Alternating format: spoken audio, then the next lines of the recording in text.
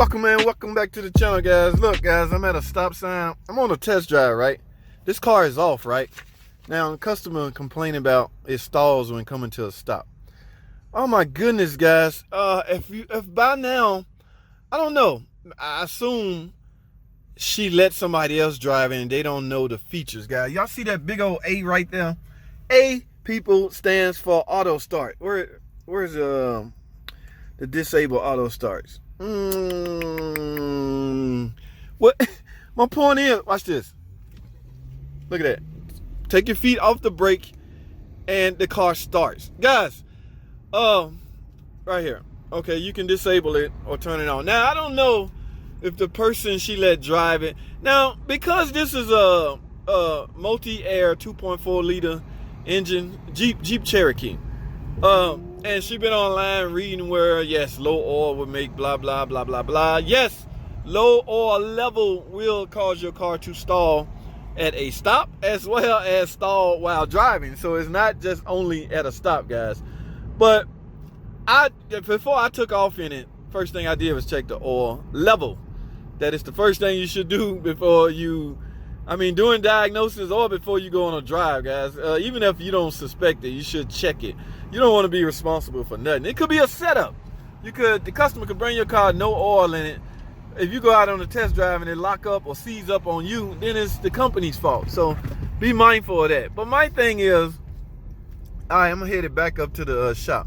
Let me come to a stop. Nobody's behind me. Watch this.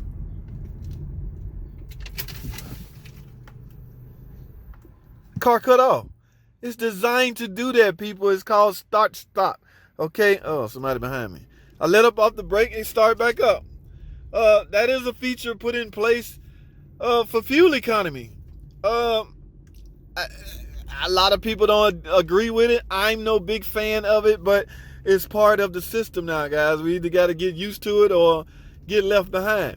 I have to be knowledgeable about it because I may have to diagnose it. I'm on the lot now. I'm at a stop, still in gear. The car dies. That is normal. That is not. Now, I wonder if they I don't know. I'm going to go up here and tell them or talk to them because they charged this person $190, $189 for diagnostic time. I can't duplicate it. There's no fault codes.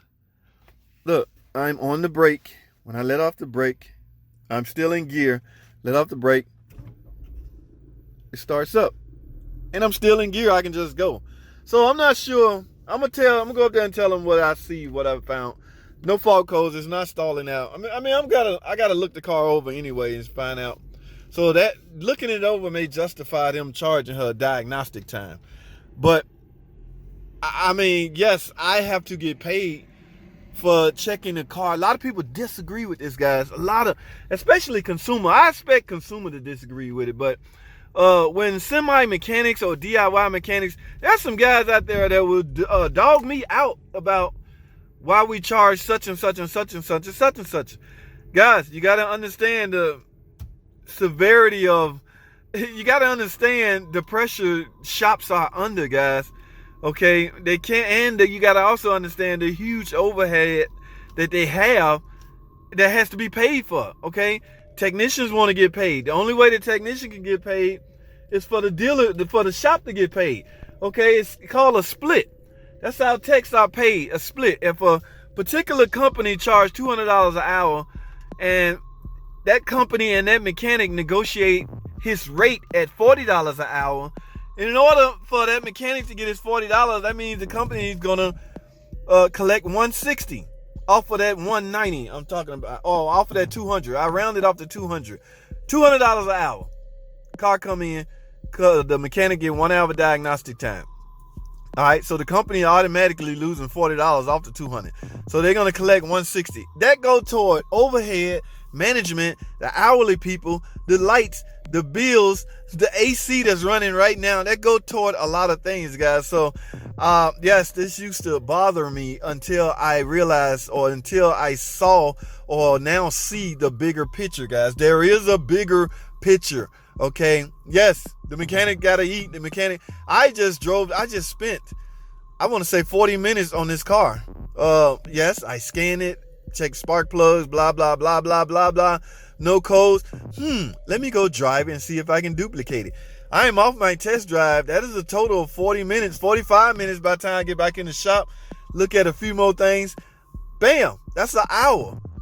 And that's not cheating. That's not getting over. That's not, some of the names y'all call it, the dealership, Stealership, or the crooked Stealerships.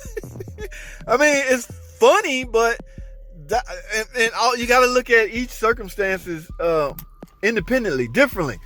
Depending on the circumstances, some shops may have should not charge a certain individual for certain things. No, dealerships are not stealerships. They're not out.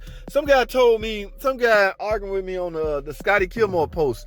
Chrysler design cars with flaws so the dealerships can create more revenue. That's not the dumbest thing I ever heard in my life. Why the hell would Chrysler risk their image on building a car intentionally with a flaw? Who says stuff like that? This guy was adamant about. I'm under the impression he's a huge Scotty fan, and I have no problem with that.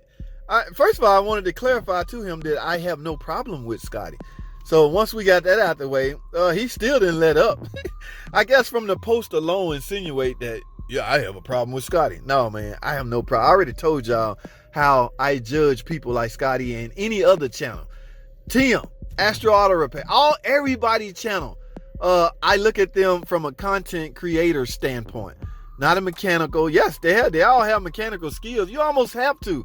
It's gonna have to be there by default for you to have a successful automotive channel. You're gonna have to have automotive skills. Okay, that goes without saying. But I have no problem with Scotty, but he dogged me out about suggesting FCA is in the business of building cars with design flaws to help dealerships up or create more revenue. Oh my freaking goodness, guy, at least try to make it make sense.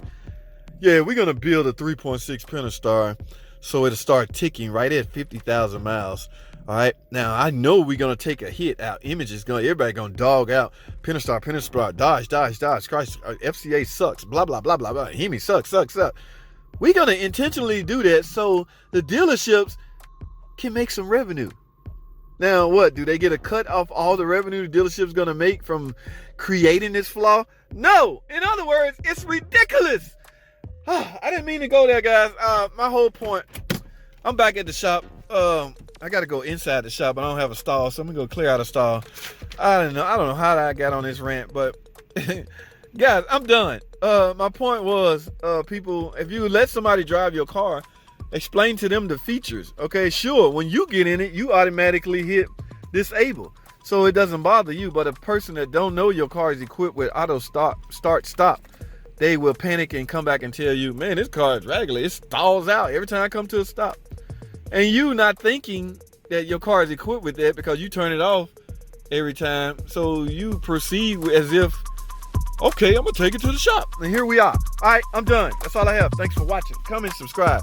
I'll see y'all on the next video.